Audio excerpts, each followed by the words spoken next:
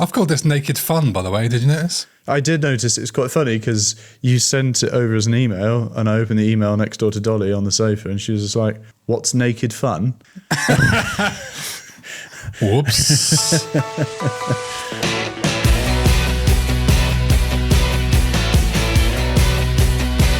Welcome to the Rewind Classic Movies podcast about 80s and 90s movies we probably saw as kids, even if we weren't old enough to understand the adult themes. I'm GB, and with me, as always, is my co-host, AJ. I am indeed AJ, and I am pleasuring myself while sitting here for your satisfaction. This week, Naked Gun. It's a wild, deadpan humour cop movie where Frank Drebin, the world's most oblivious detective, accidentally saves the day while somehow causing more chaos than the criminals. This week we're going to mix it up, and I'm going to talk about the box office and the legacy and the reception and all that stuff. Well, I'll just sit here dressed like Enrico Palazzo. If you're listening to this, obviously you can't see what we've done, but if you go to, I don't know, YouTube or whatever, you'll notice that I've even got a moustache and, you know, I'm doing the washed up cop routine. And washed up cop isn't that far away from washed up podcast host. Washed up ship captain, washed up musician, washed up actor. Choose any of the professions that I've done and put washed up in front of it, and it's pretty close to the mark, let's be fair. This film was directed by David Zucker, one of the creators of Aeroplane and the short-lived TV series Police Squad. The Naked Gun from the Files of Police Squad, to give it its full title, was released in 1988. The film had a modest budget of around 12 million, which is still double what Terminator was made for those of you still complaining. Like, you know, 6 million, $6 million, oh, well, inflation and stuff. Yeah, well, whatever. It was a huge hit, grossing over 150 million worldwide, which is not bad for a movie spin-off from a TV show that only lasted 6 episodes. And it kicked off a trilogy that became a benchmark for slapstick parody in the late 80s and early 90s. Gareth, I feel that this is exactly the kind of movie that would be in your VHS collection back in the day. So, tell me your history. Well, this is one of those movies that has been in my family's VHS collection as long as I can remember. There has been a copy of Naked Gun handwritten on the front of the VHS. It's a classic hand-me-down dad movie, right? I mean, as an 8-year-old, 10-year-old kid, not sure this is going to be the first thing you go to put on, but once you've watched it a few times with your dad, this is it. It's a long stay, right? This is a classic Rewind Classic Movies movie. Can I get those words in there any more times? I mean, this is a great example of a movie that you loved as a kid, even if you didn't understand the adult themes. There's so much to this. And it may have majorly affected my sense of humour. In fact, when I was watching this with my partner, she just kept saying, "Is this where all your humour comes from?" Right? Like, there's a bit where he's using the microscope, and Ed says to him, "Use your open eye, Frank." And she just said, "For fuck's sake," which is, I mean, that is so my sense of humour. It's spot on. I've always been fond of Leslie Nielsen. He seemed like such a great guy. A friend of mine, so when I was a journalist back in the day, a friend of mine who was a photographer took the photo of Leslie Nielsen. He was down in Cornwall to do a one-man play, if I remember rightly. No way. Yeah. And so my friend, Colin Higgs, the photographer, internationally renowned photographer, wonderful. Anyway, he went along and went to shoot Leslie. Leslie had arrived on the plane, massively jet lagged, apparently. And Colin said that he basically wasn't with it, had no idea what was going on, and said he was a lovely guy. Took his photo, and even though he wasn't with it and not really feeling that great and feeling tired, he even did a little sort of Frank Drebin-esque pose as requested. So apparently, all-round nice guy. Yeah, that's proper cool. And I'll share that photo on our socials at some point. Yeah. Actually, I mean, I'd love to see that as well. That'd be amazing. That's so cool. Yeah, exactly what you said. I mean, it was always kicking around in our VHS collection. I just always remember like Naked Gun and maybe Naked Gun 2 were in the chest. Yeah, exactly. Yeah, 33 and a third or and a half and all that sort of jazz. I remember we used to keep all our VHSs in this big oak chest. It was this weird antique that we always... I know. And I only remembered it. It was like a memory flashback. I only remembered it when I was thinking about lifting the lid up and going through and going, oh yeah, the Naked Gun's there. And we just kept them all in this chest. And we had to rummage around for stuff to watch, and it was always in there. And they were always recorded off the TV, like and it's written on the thing. And it was always grainy, right? Because we lived down Porthcurno towards Land's End. It was always like just a bit snowy on the screen. So everything was always just snowy when we were watching it back. The concept of watching stuff in 4K these days is nuts. No. I've not seen it in years, probably since those days, to be honest. And evidently a lot of jokes sailed nautical miles above my head. Watching it now, it was quite funny. Tell me about the start of the film then. The start of this movie, first of all, I always think is a different movie. Right. I always think it's something like Top Secret or something like that. Yeah. Frank Drebin was on holiday in Beirut when he goes, I didn't really even know that. I found that out by looking at Wikipedia. I didn't know he was on vacation. I just assumed he was there being a badass cop. Right. But he goes in and disrupts a conference of America's greatest enemies. And we have Idi Amin, Gaddafi, I don't know, how do you say the Khomeini? I don't know that. Khomeini. Yasser Arafat, Fidel Castro, and Mikhail Gorbachev. I mean, it's up there with the greatest hits of bad guys, which I guess is the point. Drebin beats them all up, rubs off Gorbachev's birthmark. I know. Fuck's sake. I knew it. There's a lot of, a lot of brilliant but quite offensive things. And I'm not entirely sure how much more politically incorrect it is now than it was back then, to be honest with you. I mean, they get the bad guy, Khomeini. Just turban comes off and he's got an orange mohawk. What really makes me laugh about this opening sequence is the action is rubbish. Like the punch-ups, pretty dreadful. But it doesn't matter, and it just makes it funnier. I mean, he's doing the punching bag thing on Khomeini's face, I think. You know, like those punching bags you get in the gym. But it's not slick. Like, the rehearsal of this must have been minimal, because you don't want it to look slick. You don't want Drebin to look like fucking Jackie Chan or anything. It makes it more funny.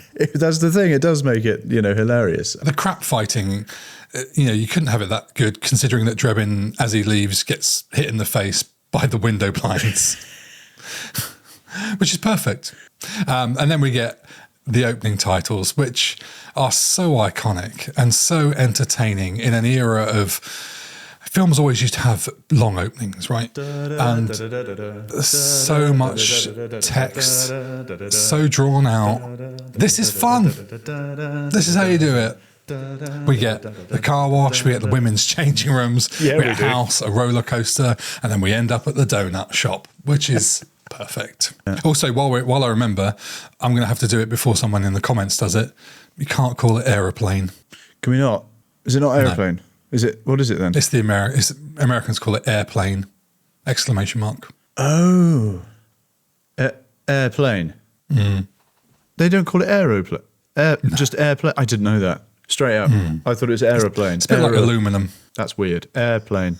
All right. Anyway, it's fun. That's how it starts. But let's talk about how the movie came to be, shall we? Let's do that. Let's do that. Please save me. So you've got David Zucker, Jim Abrahams, and Jerry Zucker. We'll call them Zaz, because I think they call themselves Zaz. They had done Aeroplane in 1980, and they wanted to do a similar thing for cop movies. Are you laughing at just thinking about airplane? Or? I'm just laughing at the fact you said aeroplane. Oh, yeah, we're British. Let's call it aeroplane. Absolutely, aeroplane. The proper way of spelling it. I can't call it anything else but aeroplane. So they wanted to do Aeroplane for cops, but they couldn't get the overall plot sorted out enough for the studio to give it the green light. So it ended up being this TV series as a compromise.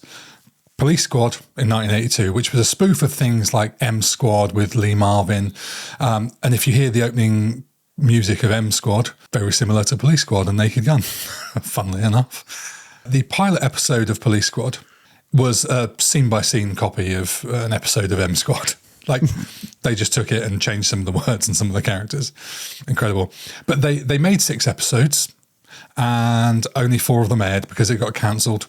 Oh, no way. There's no real great explanation of why it got cancelled. Leslie Nielsen later said that the network cancelled it because viewers had to sort of pay close attention to the show in order to understand the humour, and like was sort of too much to ask.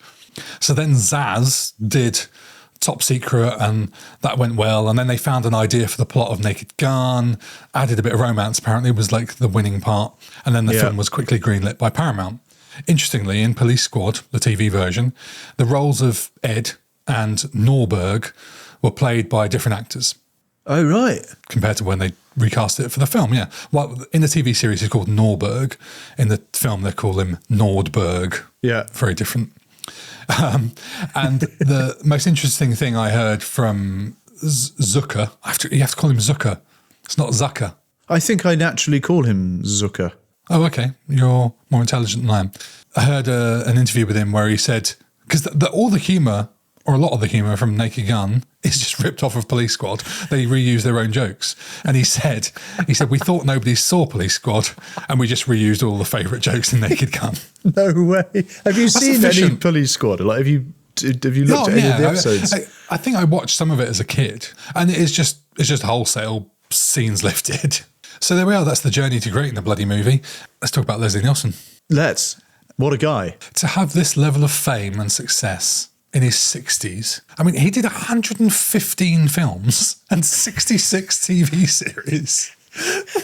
66 TV series. That's mental. If you live to be 115, that's one a year from the date you were born.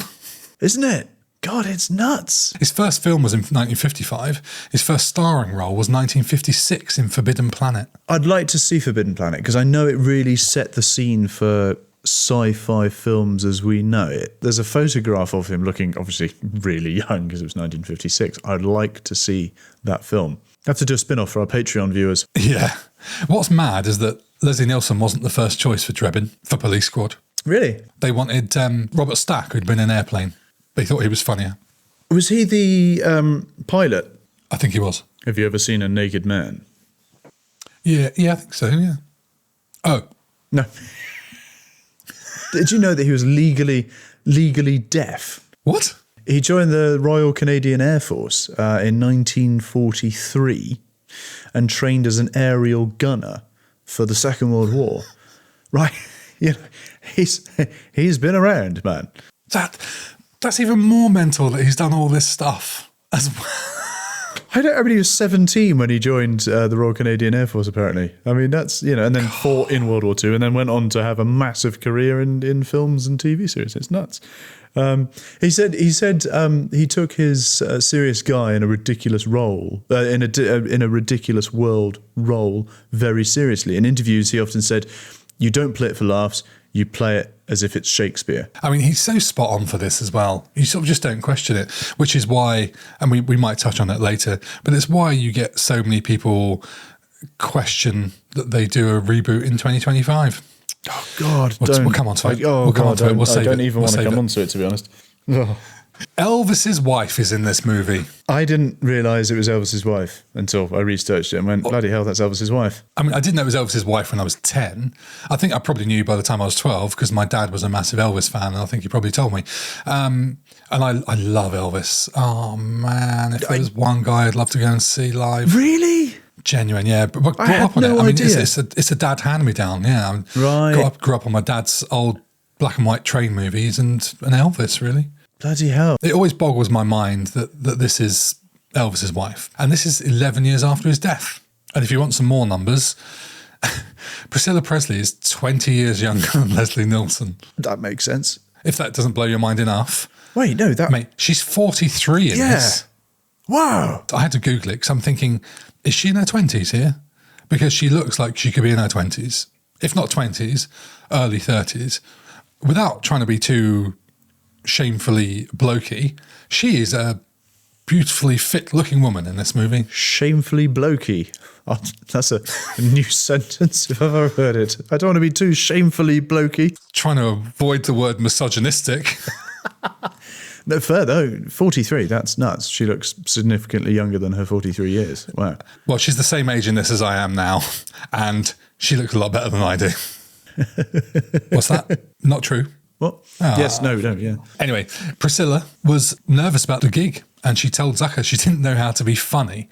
And he said She didn't need to be funny and to let the lines do the work. Like everything you just said about Leslie Nielsen and how he's the kind of the straight guy in a ridiculous world, they wanted everyone to play it straight and they not acknowledge the jokes. And that's why it works. Absolutely. That's why a lot of other comedies don't work, because they try too hard to be funny. Yeah, exactly. I don't want to hate on the movie because we've done it and we've touched on it before and I didn't want to be negative then. But that's why the all-female Ghostbusters didn't work, because they went into it going, we're going to try and be funny and make it. I was just going to bring it up. It's exactly that. It's the we're trying to be funny. We're going to make a funny film, or the sort of deadpan original. Straight men in a ridiculous world. And it's just fantastic. Yeah, totally. What was your reaction on watching this and seeing one of the world's greatest, got to be careful here, controversial murderers figures involved in potential murder? I mean, this was filmed before, obviously, the trial and presumably the murder, or not murder, that he was acquitted of, that he's innocent of. How was it filmed before the trial, but not the... You know what I mean? Well, he could have murdered her and got away with it for a few years, or didn't murder, may or may not have murdered her. He is the world's, he's the biggest example of got away with it people, right, in the world. He sits in that seat. I think when I watched it the first time, Mum mentioned something about him, and I thought maybe it had been filmed after the trial or something, but no, evidently not. Well, my partner is, I'm going to say, considerably younger than me. She's definitely considerably younger than you. I know what you're thinking. Legend. And we were watching the opening titles. She saw his name and was just sort of agog. She couldn't believe what she was watching. O.J. Simpson. Really? What, the guy who may or may not have murdered his wife? O.J. Simpson's first scene in the movie. I was laughing before he even kicked the door in of that boat, knowing what happens and what was about to come. Mate, this is fucking I love so this scene. memorable for me. It's a great run of ridiculous bad things that happened to him. It's so good. David Zucker basically said he got O.J. because sports stars were cheap, which I'm not entirely sure how much I believe that. But there's some classic David Zucker, I think I said Zucker, David Zucker quotes about OJ. I saw him on... after the trial. Recently, like this year. He was asked if OJ is a good actor. And he said, quotes, "He wasn't bad. He got better with every movie. His acting was like his murdering. He got away with it, but no one believed him." Oh, that's brilliant. So he was on the Rubin Report, if you want a source. He said he didn't want to talk about OJ. And then he added, "The last time I saw him was at the wrap party for The Last Naked Gun. I said goodbye. We shook hands. I sold him my knife collection and never saw him again." And he just does it deadpan. Oh, my and you're God. like, yep, this is the guy that did Naked Gun. Oh, wow. Fuck's sake. Let's move on. Ricardo Montalban. Star Trek fans will hate me because not only did I completely massacre his name, but I only just recently realised as I watched this that he was actually Khan. Oh, in The Wrath of Khan, the film. Yeah. I don't think He I've was the ever seen titular. it. And it's funny because I'm obviously a Star Trek fan as much as you are a Star Wars fan. Are you? Star Trek, absolutely.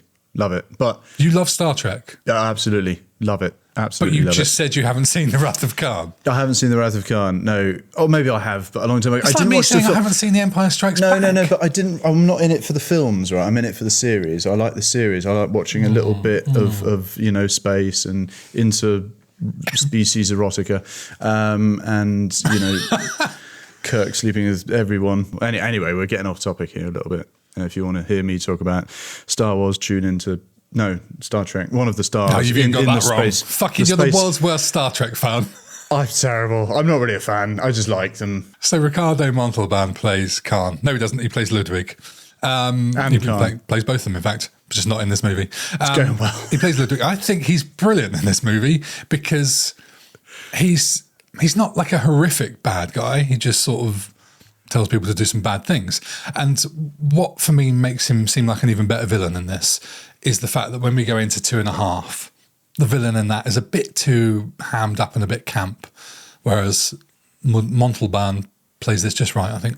I think so. I couldn't tell you about the villains in 2 or 3. I can't remember those films at all. Jeanette Charles, who plays the Queen, made a career out of impersonating Queen Elizabeth II, and she appeared in several comedies and other films playing her. And she also used to get hired to be a stand-in for the Queen at state sort of function rehearsals. Seriously, there's I think she's even written a book about it. Stop it. Called like Playing Elizabeth or something like that, or there's a documentary or something like that. It's amazing. Because she looks very similar to the Queen, same sort of build, height and everything. They used to hire her and she used to do all kinds of stuff as a stand-in for the Queen. She's done loads of stuff. The royal family used to hire her? She used to get hired to do all kinds of stuff, when they'd need to, I don't know, run a fairly important function or something. I suppose you're not going to get the Queen to come and stand in, are you? So you're going to hire... But any rehearsal for any movie or whatever, you would never bother having someone that looked like the person for rehearsal. Why not? I mean, I don't know. The woman's made money out of it, God bless her. I know, absolutely. David Zucker, the director. So much of this humour is subtle and they don't go over the top with it. It's ridiculous enough as it is on the page. And like one of my favourite lines of just playing it straight is when they say something like Nordberg's in the hospital and Drebin says to Nordberg's wife, I was going to do an accent, Nordberg. No, I can't do it. So it says, no man shall rest until we've caught who did this to Nordberg. Now let's get some coffee. It's so, that would have gone over my head as a kid. That wouldn't have really made me laugh, but it really did make me laugh this time around. I thought for this one, it would make sense to talk about the comedy. Yes. And I notice later on when we meant to talk about visuals and VFX, we made zero notes on that section. There was no VFX really. There were some stunts and there were some car crashes. But now we're talking about it, I'm thinking actually the explosions were brilliant. The car crashes were brilliant. Everything on screen is pretty great. Yeah. But anyway, let's just substitute out visuals and VFX for comedy because it's far more important. There are so many great scenes and set pieces. We could sit here and talk for an hour just about our funniest moments, I'm sure. Yeah. Like when Frank goes to Ludwig's apartment and has all the automation stuff and sets it on fire. Look, everything about it, there's just such great comic timing and mood. Right, I've said already about how a lot of the gags are recycled from Police Squad. Oh, and some of them would go on to be recycled in Austin Powers. I know, like the steamroller going for a very long wee. Oh yeah, of course. That. Yes. Oh God. I did start to lose count of the amount of times my partner just went, "Oh, for fuck's sake!" Like when he flings the pen in the fish tank and then the fish gets stuck to it, and yeah, that might be one of the few times in this movie where it is a bit silly. He gets the red nose and things. Oh yeah. Did she make it all the way through this film? Yeah. Nice. And she laughed repeatedly. Excellent. And not to go into spoilers too much, but the whole time we were watching it, I thought, you are bloody enjoying this. And excellent. It was massively unexpected. And then at the end of it, I asked her, what would you rank it if you had to give it a tier list ranking? And she went C. So all right, there you go. It's funny you say that. And I'm glad you mentioned it because we watched it as a family. Sometimes I'll watch it with my son or sometimes I watch a film we all sat down and watched this film, and Angus was laughing so much at so many of the gags that it was contagious. So we all laughed because if you know what it's like, if someone's laughing, you all laugh, and it all turned into this. We were all laughing hysterically. We were, and I think if I was watching it on my own, I'm not sure I'd laugh too much out loud, so to speak. But with a family, it's just wholesome fun. Is it? And then there's stuff that I find funny as well. And there's just a whole load of rudeness on the top as well, which the adults get. And it's just great. It's really fun to watch as a family, I think. It's a bit like The Simpsons, but it's different layers. Yeah. But now you say that, it makes me... I'd love to watch this in the cinema. Yeah, right. To have that group laughter. To see the reaction from people. Yeah, absolutely. You never go more than a few seconds without something funny happening. Like a bloke being knocked off the side of a dock by a police car, or floating body chalk lines, or whatever ridiculous thing it is. The humour here is similar to later scary movie type films that tried the same approach, but it's just all round a bit more clever and subtle. Yeah, absolutely. There's so many brilliant little setups and set pieces for this that I think are really clever, like just putting characters in situations. A cop chasing a suspect who gets into a learner car. I mean, brilliant. That is just... That's wonderful writing. And she sat there and he's like, follow that car. And the guy's just like, okay, We would look in your mirrors and gently apply the accelerator, stuff like this. Just great, isn't it? I always remember as a kid really enjoying, now slowly extend your middle finger. Another thing I also enjoyed is all the obvious Texas switches, where you get a proper stunt guy doing all the flips and then goes behind the sofa and Leslie Nielsen pops up. Exactly, it's so obvious. I've written this later as well. I've got to note that it is great. It's just so obvious, but it's so brilliant because it's just like, he's fallen down and then suddenly Nielsen stands up after having done like 10 backflips or whatever, something ridiculous. It's great. It's just silly. And if they tried to, I mean, they make it deliberately look not perfect. And if it did look perfect, it would be the worse for it. Yeah, totally. It can't be slick at all. We are going to come on to more of our favourite moments later because let's see how much time we have to get as many of them out as possible after we go through some of the other bits. Yeah, right. Let's jump on to music. We can't start anywhere else, but do you want to give it a rendition? Da da da da da da. Da da da da da da da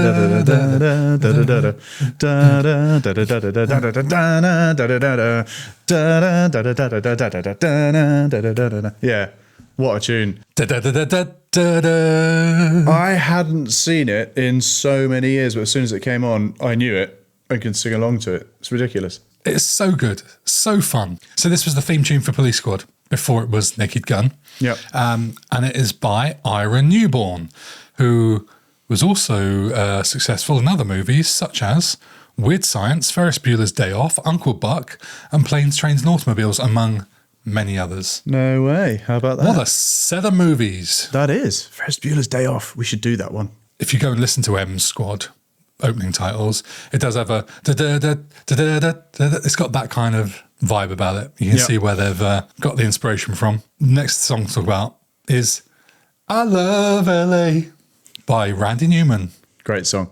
That is a tune. As a kid, I remember watching it going, this is a great little tune. I would listen to this in the car. Yeah, I would listen to this in the car. I would listen to this car with the roof down and the sun shining. Oh, man. In fact, I tell you what, I tried to listen to this in the car, but I can't find the soundtrack, the proper full soundtrack for this movie anywhere. Yeah. Now, undoubtedly, someone's going to go in the comments and say, well, it's fucking here, isn't it? You should just fucking look harder.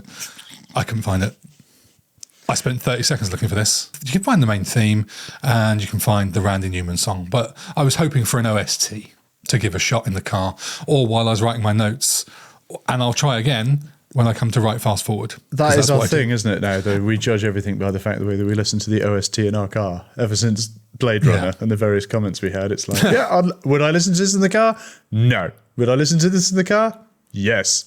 Good barometer. Yeah. But the song I Love LA by Randy Newman, Randy Newman was inducted into the Rock and Roll Hall of Fame in 2013, and he performed this song alongside, wait for it, John Fogerty, Jackson Browne, and Tom Petty. Whoa. I'm Googling that. I was going to say, as soon as we finish doing this. I want to watch that immediately with Tom Petty. Holy shit. Right. That's amazing. Wow. And as far as I know, these are the recording musicians on this song. We have Randy Newman, vocals, piano, synthesizer, and arranger. The arranger's not an instrument. I think that just means he arranged it. Guitar, Steve Lukather from Toto. And from a million other things like Michael Jackson. Everything. On sax, Larry Williams from Michael Jackson. Yeah. On Fender Rhodes, David Paich from Toto. I don't know if that's how you say his name. Don't know. The guy from Toto.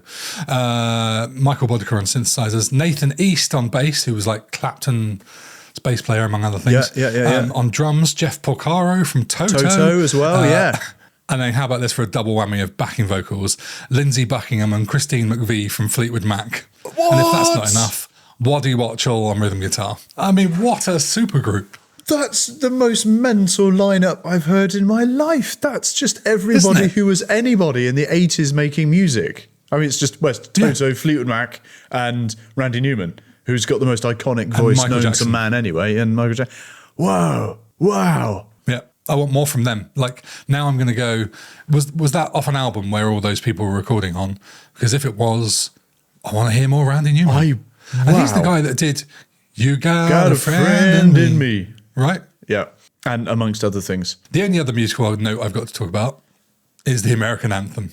This film is the reason why I know so much of the American anthem. No way. And why every time if I'm ever in America and where I work quite a lot, and the anthem plays, which they like to do quite a lot. Really? It gets to the end and it goes, and the land of the free. Every time I can't help but think it or sing it. That's well funny. Sorry, America. Oh, brilliant. Hi, Future GP here. Sorry for the interruption. Just want to beg you to please go on your podcast's platform of choice and please leave us a review. AJ, say something to encourage them to leave a review. If you leave a review, I'll take my clothes off for you and rub myself in oil. Oh, God. Back to the episode. And one of my favourite things is, it really made me laugh, is Enrico Palazzo tied up on the sofa, gagged, as Frank Drebin is absolutely murdering the American anthem with his name on it. I just love when he comes in later and like he's bent over the bed, he's taking his trousers off, and a guy comes in and is like, "Whoa, sorry guys." Boys. It's just so many things. Off out whistling. Classic. Absolutely. Right, let's talk about things we want to talk about. I'll go first. Just a very quick one, passing note. Ted, he's just Q, isn't he, from James Bond? Yeah, with the little cufflinks and stuff, obviously. I love the anti-graffiti paint. There's some really good little touches in this. I thought it was really creative. Quite fun. Another thing I always remember from that sort of scene is Al with the banana. Yeah. As a kid, always amusing. Simple things. You go. You mentioned earlier when he's on the boat, and it's just I love the bit where he tries to kick the door down, but his just leg goes through the door, and everyone like gets armed and they load their guns and everything. He fucking opens the door about 10 seconds later, and they're all pointing the gun, and he's like, "Freeze! Put down your guns." But there's loads of bits in this scene which are very funny, but the specific one where the guy he drops the gun and was like, and then everyone really slow just looks at him and he's like, "Oh shit," and he bends down and picks up the gun. It's just silly. It's just very silly. If I remember rightly, though, that's also a really clever introduction for Ludwig, because he goes to bend down to pick up the gun, and you see and the door foot. opens, and Yeah. Brilliant bit of directing. Pap smear. I had no idea, I think until I watched it this time, that the character Pap smear is the American way of saying smear test. Smear test, as we would yeah. over here. That's funny. No idea. But then there's a guy called Pat Smear, who's the guitarist for where he was in Nirvana, and then he was in the Foo Fighters, or is in the Foo Fighters. And There's the bit where he goes to the toilet and he's wearing a wireless mic, and obviously everyone hears it on TV, and it's a classic gag. And he's going to the toilet for ages. I was doing sound at a theatre once on a long run of theatre productions, and everyone had wireless mics on. A guy had gone off. I had muted his microphone, but I was just getting the levels, and I'd unmuted one of them so I could hear it in my cans, and I could hear him going to the toilet, which was hilarious. And also, who puts both hands on the wall and does this? Right. It's just like, oh my god, what are you doing, man? The unaware assassin, just the concept of the best assassin being one who doesn't know he's an assassin. That is so good, like genuinely good. Like I think there's a good modern thriller in that. Just brilliant concept. I like that. But what is funny is how Ludwig triggers Dominique, his secretary, into being a killer with what looks like a remote car key. Beep, beep. Just the tea, please. Thank you. I like how it draws on the sort of film noir feel. He's walking the streets and he's doing his monologue like they do in those sort of black and white films. Like, I don't know, there's 3 million angels in the city of Los Angeles, and the last census, easily half of them up to something they don't want the other half to know, and all that sort of cop stuff. And then you see his feet, and he's doing this monologue, and then he suddenly says, "And where the hell was I?" And he's like in this, I don't know, this jungle or something, and there's loads of animal noises happening, and it was just very silly. Bam. And I love all those little monologues from Drebin. I think they're good light and shade to the rest of the movie. Yeah. It's a stupid movie. You can't take it too seriously, but something that always annoyed me a bit, even as a kid, is how when he triggers the assassin, like Dominique, they're triggered and they're sort of in that robotic thing. But when we get to the doctor, he becomes Norberg's killer and he's trying to smother him with a pillow and he's doing the robot thing. But he snaps out of it when Frank comes in. But then sort of when he runs, he's still like this guilty attempted murderer. Like it never made sense to me. Well, hang on, if you've snapped out of the robot thing, surely you're just like, oh, what's going on here? But no, he's running. When the woman snapped out of it, she was like, oh, there's a gun on the floor. Do you want me to pick that up? And yeah. Why is he running? Didn't like that little inconsistency. That almost ruins the film for me. I didn't even pick up on that until you mentioned it, which, well done. What can I tell you? Yeah. To be fair to the film, and I'm going to balance this now, I was 35 minutes into it because I looked at the clock. And there was only 45 minutes left. And I just thought, this is flying by. This is such a joyful, fun experience. Yeah. Yeah. Those are the days where they were 90-minute films, right? They were get in, get out. That's the way it should be, baby. He goes through his front door and then does like a load of backflips and a front flips and jumps places. And then suddenly he opens the door to the kitchen and it's like, and then baff, straight into the face. It's very silly. Fantastic. And then she opens the door and she says, oh, I'm boiling a roast. And fishes this piece of shit grey meat out of this massive like pot that she, God, it's just crap. I just realised this is why you text me that earlier. Exactly. Oh, and you didn't get it. It's also for those of you that are, wondering what we're talking about. I text Gareth about an hour or two ago, and he said, "Are you ready for tonight or whatever?" And I said, "Yeah, I'm just boiling a roast." He's like, "Don't you roast a roast?" I was like, "Well, I suppose you could, but I'm pretty sure." That's the joke. And it's just, I'm so glad you paid so much attention to this film. It went so over my head that you were referencing that. Oh, dear. Man. I just thought AJ's running late again, fucking around, boiling a roast. You twat. Oh, God. So also, I've just remembered when they're in that scene, or not that, it comes later, but when they're in his apartment and he opens the fridge and he's clearly got nothing in date. First time I ever noticed was on this rewatch when I think the cheese on top of the fridge moves or something.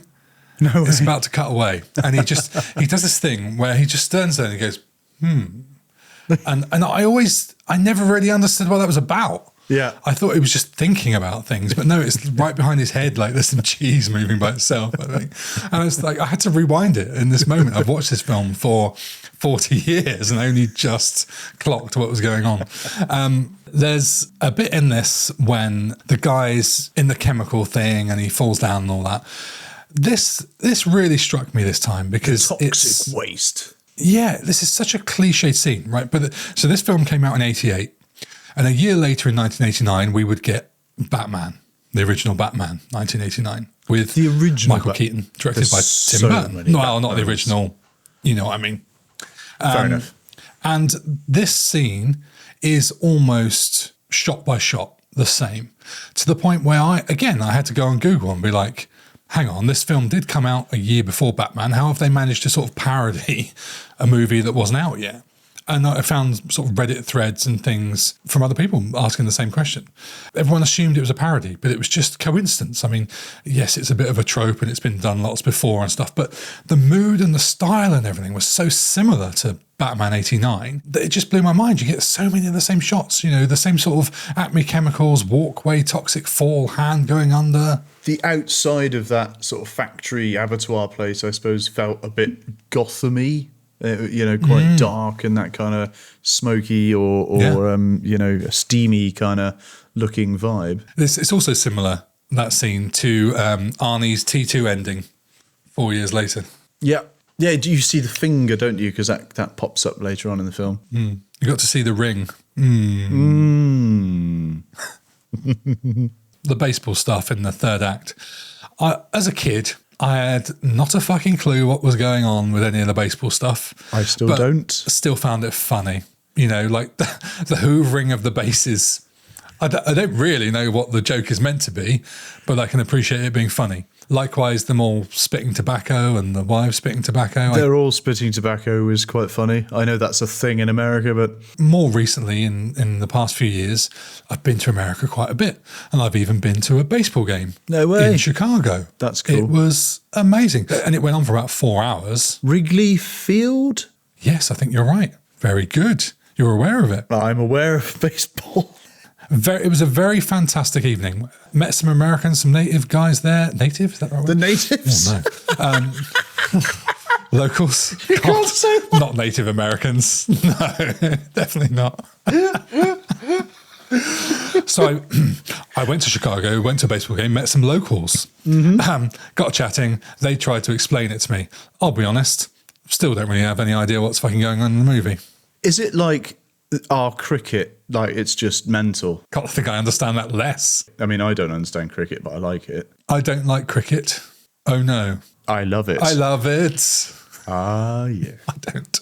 At this point, I'm going to pause momentarily. Okay. And talk about something vaguely Naked Gun related, which is the merch we have available. When we started this podcast, one of the things I always wanted to do...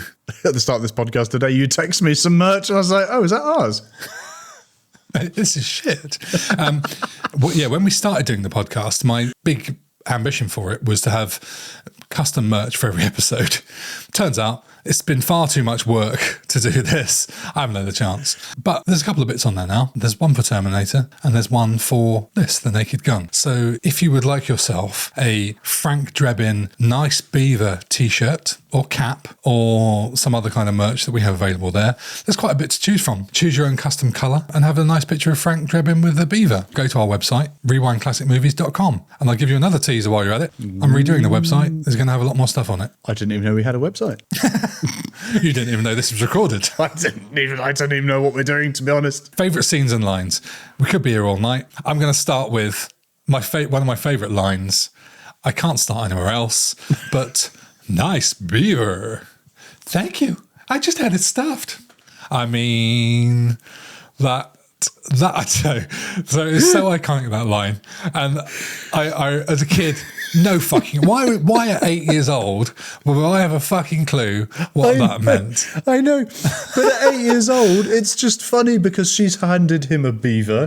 He said nice beaver. And I just had it stuffed. I mean, that's silly in itself. That's just funny in itself. Yeah. And then you grow up and it's like... Oh God, that's brilliant. I dare say, even as a young adult, I'm sure I didn't necessarily get it because I don't know about in America, but over here we don't really use beaver. Certainly not now. I mean, I don't remember hearing it in the 90s either. You know, but you have the setup of the ladder, which helps put two and two together, I suppose. Oh God, my turn. I've got loads, mate. We'll just keep going all night. Right. In the office where he's he offers him a cigar and he says, Cuban? And he says, no, Dutch Irish. My father was from Wales. It's so stupid. The simple things, like he says, nothing to see here, nothing to see here. Fucking world's biggest firework explosion going off. Please disperse. One of my favourite bits. In fact, it is my favourite bit from the film, I think. He's down at the fishing dock office, and he's shaking down that guy, and he says, what do you know about this? It's like, oh, my memory is not so good. And he's like, oh, maybe this will remind you. He's like, oh, my memory's still a little bit hazy. Oh, how about now? Oh, yeah, now I remember. And he tells him the information. And then he says, what do you want to know? He's like, it's nothing to do with you. It's like, and so he hands the money back. He says, oh, this ought to jog your memory. And he's like, oh, I really shouldn't. He's like, how about now? And then he says, can you? And he gives him 20. And then he says, can you spot me 20? He gives him 20 back. He's like, how about now? And it's just this brilliant standoff that lasts all of 20 seconds, but it's fantastic, that bit. I absolutely love that. It's so well done. Yes, it's so perfectly crafted. But I wonder how it was on the page, because it must be shit on the page. Can you imagine that written down? How about now? 20, how about now? And I wonder how much was actually written down, or how much of it maybe they ad-libbed a bit, or said maybe it gave you some guidelines in the script and sort of, run with it and see what you can come up with. I don't know. The next one I'm going to talk about I counted it, the third fuck off from my partner, which was when they say, I practice safe sex Good, me too. And they come out in full body size condoms. Remember that as a kid vividly. Yes. Like one of my most memorable scenes. Yeah. But again, wouldn't have had a clue what it meant. No. It just looked stupid. Exactly. The bit where I think it's right at the end. I think when they're on the billboard. Sorry, I'm laughing already at the next one I'm going to say in a minute. Sorry. No, it's fine. I did this just now because when we were going to record this a couple of weeks ago, and we've been so delayed with work and Christ knows what else going on. So I watched it quite a while ago, and I flicked through it about 2 hours ago, and I was laughing at stuff again. I was at the bits and pieces that I was just flicking through on the film. It was great. There's a bit at the end, and I think they're on the billboard right at the end of the baseball match, and he says, "Jane, since I've met you, I've noticed things that I never knew were there before. Birds singing, dew glistening on a newly formed leaf, stoplights." Oh God, Yeah. it's great. There's so much I pick up on a little bit more every time I watch it. This next one it's so stupid, but it absolutely defines my sense of humour. Can I interest you in a nightcap? No, thank you. I don't wear them.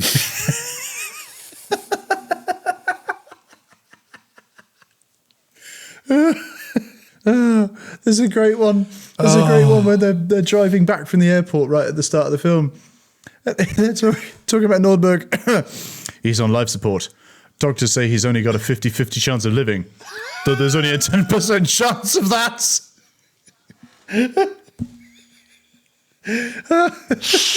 Oh, God. Oh, It's so good. it is.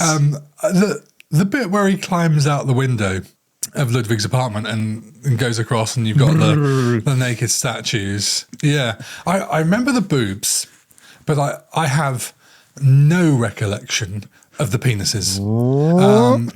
And they are big boys. Big boys. And what I have zero memory of is the line, "sexual assault with a concrete dildo." When she's giving him a dressing down for all the stuff that he's done. Yes. Yes.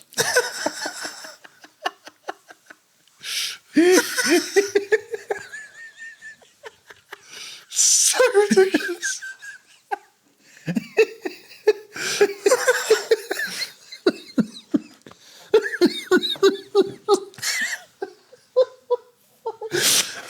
And then I think imagine my parents in the room when I'm 8 years old. And he's got a massive cock and the word "sexual assault with a concrete dildo." We used to watch this film regularly. Oh God. Yeah. Oh, unless it was edited out, in the BBC. Maybe they didn't like putting it on, but I've no memory of it either. No. There's some really clever stuff as well. I think when Frank reveals himself as the umpire after saving the Queen, and the people in the crowd start going, "Hey, that's Enrico Palazzo." That's brilliant writing. That's brilliant. And as we get towards the end, and he shoots Ludwig with the cuffs. Call them cufflinks. Cufflinks. And a woman shouts, "You killed him!" And he says, "No, he's just stunned. He'll be all right in a couple of minutes." And that just has the most horrific death. And then as the marching band went over his body, Julia gave the fifth "fuck's sake," I think, of the movie.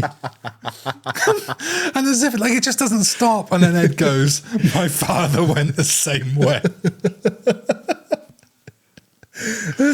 Fucking hell. And we could talk about this as the end of the movie, but I've just captioned this by Berg. The way Nordberg flies out of the wheelchair at the end and goes over the rail is the perfect end to the movie. That is fucking hilarious. I don't know how they did it, but I think I do, because you can see the smoke from the launcher come up from the wheelchair. You can. But fucking hell. It really goes. Fuck me. Man. Oh, it was a funny movie, right? I mean, this is the thing. It was funny. Look at us, absolutely pissing ourselves. I do so much research on these things Like the more we've done this podcast, the more research I've done. Yeah. But I will confess, for this one, it's almost the least amount of work I've put into it. And there's a couple of reasons for that. One, I was a bit busy. Two, part of me just knew that this would be a fun podcast to do, and we'd have a great time and there'd be lots to talk about. Just do the lines. It's not necessarily the kind of podcast where I feel like we're going to be going to people, did you know, in the original script for this one, it was planned. It's not so much what this one's about, right? This is about having a good fucking time. So I'll mention this briefly because I will do more on it in Fast Forward because there's loads to talk about in a way. But Zucker had planned to do Naked Gun 4. No way. Relatively recently, within the past, I think about 12 years or so. Whoa, okay. And they'd called it originally Naked Gun 4, Nordberg Did It. Before going in what I would say is a questionable Mission Impossible direction with the whole script. So yes, I will talk more about that and what he was going to do with Naked Gun, how he feels about the new Naked Gun, and maybe a bit about the new Naked Gun. Let's touch very briefly on what we think of this reboot that's been handled by, as far as I can work out, Seth MacFarlane and starring Liam Neeson. Is it Seth MacFarlane? I know it was directed He's by behind the it, guy apparently. from The Lonely Planet. But Zucker saw the trailer for it and compared it to watching Two Girls, One Cup. Not a fan then. Have you ever seen it? I Have you ever seen have. Two Girls, One Cup? Have you? I have. Have you not? No. I didn't realise there was going to be a sequel, a new reboot until, I was Well, it caught everyone by surprise, I think, Totally. including David Zucker. And then I was like, oh, cool. Liam Neeson. Okay, that's interesting. I know he's had a bit of an interesting few years of it. And then I watched the trailer and instantly went, well, that's 2.5 minutes of my life I'm not getting back. And I'm certainly not going to watch the fucking film. That looks atrocious. Maybe the only bit that's maybe a little bit funny is Norberg's son at the picture of the juice going,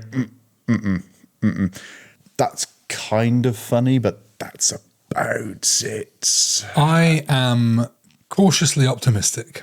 Wow. I will go and see it. At the cinema? That sounds like a cinema. Yeah. Really?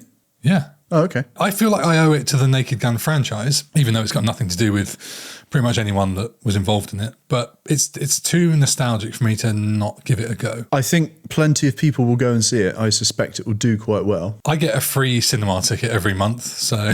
Get panned by the critics, and I suspect some people will probably quite like it. Some of the fans will quite like it on Rotten Tomatoes, and the critics will hate it. I don't know. We shall see. Naked Gun was voted the 14th best comedy of all time in a Channel 4 poll. For those of you that aren't from the UK, Channel 4 is one of the television channels in the UK. And yeah, number 14. One of 4. Yeah. Yes. One of 4. Well, 5 now. Well, loads now, but back in the day when we were growing up, it was, 3 if you're lucky? Yeah. That's higher than I would have expected the average audience, judgment to be. Yeah. Now, did you watch all the way through the credits? No, I didn't. You didn't see the post-credit sequence then for the didn't. new Marvel film? No. They do have halfway through the credits, basically, maybe like a dozen lines from the movie, and who's responsible for writing them. Or at least I assume that's what they are. Whether it's true or not, I don't know. But yeah, there's some notable lines and then people's names next to them, who I assume are writers. So I thought that was quite amusing. I always turn off at the credits. It's a thing. Do you know what time it is now? Is it time to rank it? It is. I reckon it's your go, because I still don't know yet. I still don't know. I'm still wrangling in my mind what I'm going to give this one. So we do find it funny. We've watched it repeatedly. Would listen to the soundtrack if it was I'm going available. on the fact of how much my face aches from laughing this evening. I mean, that's got to say something, hasn't it, really? I was thinking about how I really regret not giving Big Trouble in Little China an S. Oh, God, right. I so wish I'd give it an S all day long. I am going to give this a... Fuck it, I give it an S. Really? Oh, am I going to give it an A? Wow. I don't know. Amazing. You've said it now. You've moved. That's it. You've committed. S. It feels ridiculous. Like the whole time I was thinking, SSS, is that ridiculous? I think it is ridiculous. But the movie's ridiculous. It is ridiculous. It's so silly. It's so funny on so many levels. I don't know if I should give it an S or not. It's difficult, this one. I'm definitely S or A. Because there's so many parts which are so funny. I'm going A. I'm going to go A. I'm going to go A. Yeah, I'm going to go A. I was B for the longest time, and I think I was going B when I came into this tonight. And then just now doing this podcast with you and going over the funny bits and actually basically just dying. It's A.